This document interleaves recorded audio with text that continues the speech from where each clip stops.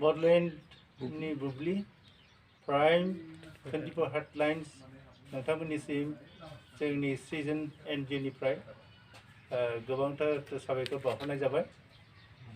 जों दिनै आथिखालाव सारा विश्वआवनो लोगोसे जोंनि भारतबर्ष आरो आसाम राज्यो नाङैनो आथिखालाव कर'ना भाइरासनि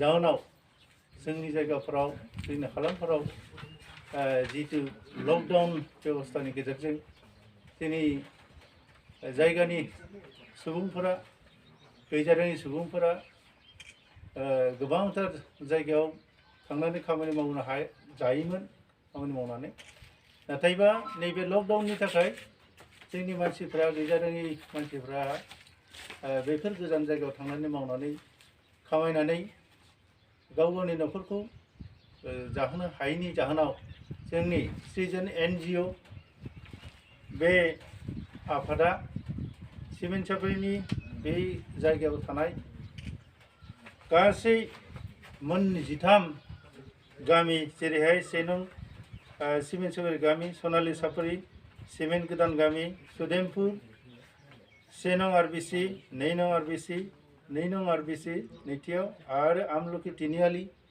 खेरिगुरि, दिपा बैग्रिगुरि, दिपा टेक्लुपु आरबिसि, दिपा मिलनपुर, निउ काजिरङा आरबिसि गासै बे मोन 13 गामिनि हारसा बर' गासैनोबो जायफोर राहा गोथे जानानै दङ बिथांमोननि थाखाय जोङो जोंनि सिजन एनजिअ निफ्राय माइरं एसे आरो थाव साबोन जा बुथुमना मोनदों। जों बेफोर मुवा जिरादफोरखौ जोंनिनो सिमेन्ट-सापरि ओनसोलाव थानाय